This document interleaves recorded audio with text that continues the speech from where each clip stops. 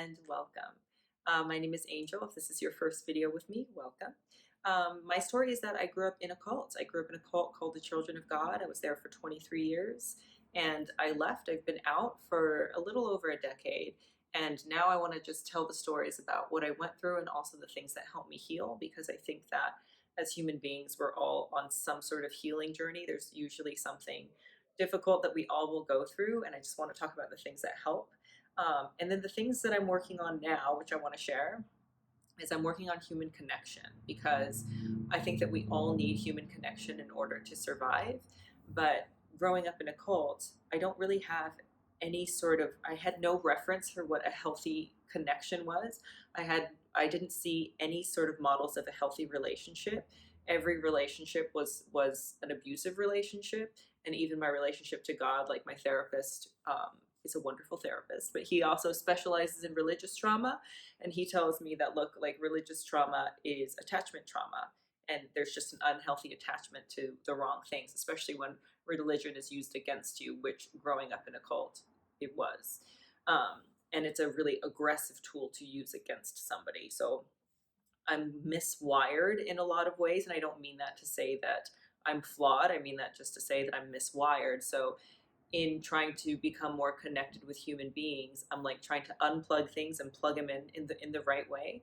And then with human connection, I Googled it because I was like, what is human connection and how does it work? Because I don't know. So I Googled it, and Google told me a bunch of things. And the patterns that I was able to pick out is that human connection thrives through commonality and reciprocity. And commonality is just having things in common with other people, which growing up in a cult, it's difficult for me to have things in common with other people because the circumstances are so different that I don't really have things in common. And even if we have something in common initially, like generally when I meet somebody, I'll meet them through, I teach yoga. So generally I'll meet them through yoga, or I'll meet them through a shared like thing that we're doing, like hiking or something. And then when they start asking me about my story, I'll tell them. And then they'll usually stop talking and they'll be like, oh, that's a really crazy story. I want to hear more about that. But mine is boring. And for me, it's not boring and I want to know more, but now they've stopped talking. And so I don't know how to get past that really. So then what I think is the remedy is just to not talk about myself and not tell my story, which then again like stunts my ability to connect. And then so it's hard to find commonality. And then with reciprocity, reciprocity is like giving and receiving. And for me, that is super, super messed up because I was forced to give ever since I was very young, like ever since I was able to walk or take care of like a younger sibling or other people in the commune. I was made to do it. And I was made to go out and beg, and I was made to just, child labor and all that stuff. And what it did is it made me really depleted to the point that I don't want to give. And if somebody needs something from me, I take it as a danger signal. And then I also don't want to receive, because there is no such thing really as human kindness in the cult, because everyone is like waiting for the end of the world and everyone is angry that the Antichrist is not here yet and everyone is living in fear. So you're never gifted anything. And whenever somebody would gift you something, it would be to hold it over your head later. So I learned very quickly to not receive what people would give me under the guise of kindness, because it wasn't really kindness. It would come later with a very heavy like price tag of like, oh, remember when I did that nice thing for you 4 months ago?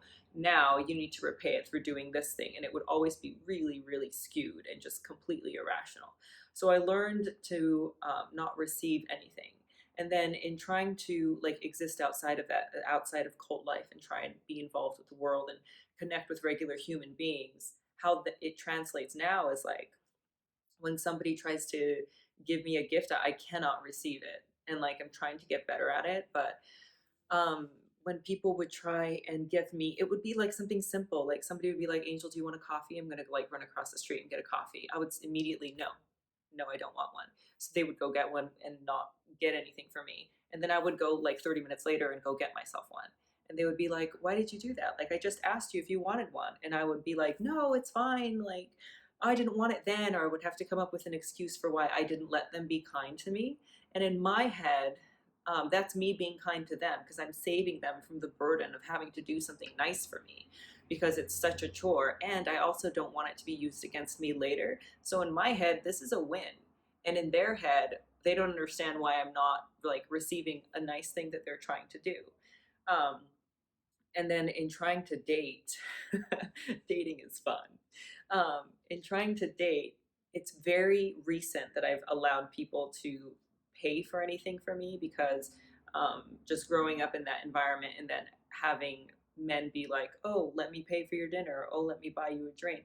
That for me is a really big danger signal. And like, no, you may not buy me a drink. And no, I'm going to pay for my half of whatever the date is. And that has been really interesting to watch how people receive it. Sometimes they think it's nice, sometimes it really upsets them, and sometimes they're just confused as to why like I'm not being like quote normal. And for me, I am being normal. But I just don't want to feel like I owe you anything, and that's my way of saving myself from doing that. There was this one guy that I dated very briefly. You'll see why. We'd been going out for like 2 weeks, so we had been out like 3 times, something like that. And then he got sick.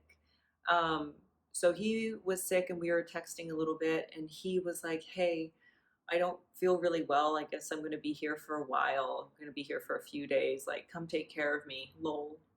And I think for him, that was like an easy exchange. And for me, I was like, there it is. There's the other shoe. Like, there's the red flag. And for me, that was a huge red flag because I was like, okay, that's what it was. He was like grooming me to now take care of him. So we went out and I had let him pay for dinner. Um, and now here was the service that he needed from me. He needed me to go take care of him. So I was like, absolutely not. So I made up some excuse about why I couldn't take care of him, and then I started like moving away from it, and it was easy because he was sick, so I just didn't see him, and that was the end of that relationship. And then I think that whoever you are watching, like it's a normal thing to get sick and then like ask the person that you're dating, I guess, for help or for like make a joke about it. And for me, it's not a joke because for me, I was demanded service from so many times that I don't want to give you anything. And for me, that was a signal of like, oh, he was only nice to me so that now he can receive things from me. And for me, I'm just like, you know what, you're not going to get anything. I'm out of here. So dating is hard. So with commonality not really being a thing, and then with also reciprocity being really mixed up, it's difficult for me to find connection to other people. And then also a lot of it is me growing up just wholly neglected. And I think that when you're fully neglected, you feel like a burden. And that's me projecting. I'll just use the words I. I grew up very neglected. And so I feel like I'm a burden a lot of the time because that's what I was taught, is that if I need anything, it's a burden. So like when I get sick, I take care of myself. I will lay in bed, I will get myself through it, I'll get better, and then I'll rejoin. And then when somebody's like, where were you last weekend? Oh, I was sick.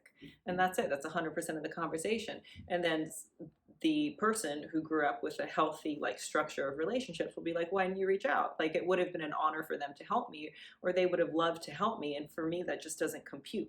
I don't think that, because then I'm like, oh no, because if you do something nice for me, you're going to hold it over my head later. So healthy relationships are a very new concept for me, and I am very, very lucky in that most of the relationships that I have found outside of the cult have been healthy relationships. Surprise. Surprise that all the relationships in the cult were not good. But so I've been very lucky and very blessed with the humans that I've run across, and that has allowed me to learn a little bit more about human kindness.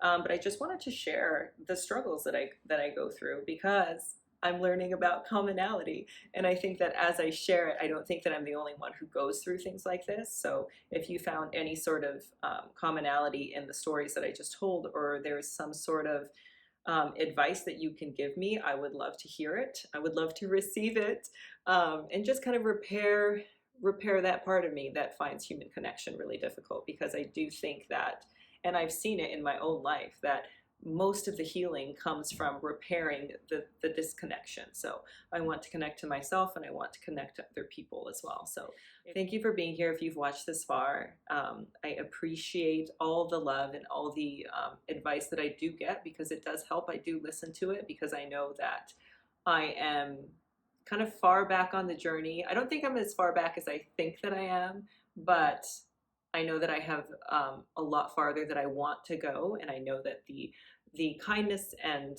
help of others will get me there. So thank you for being here again, and I will see you next time.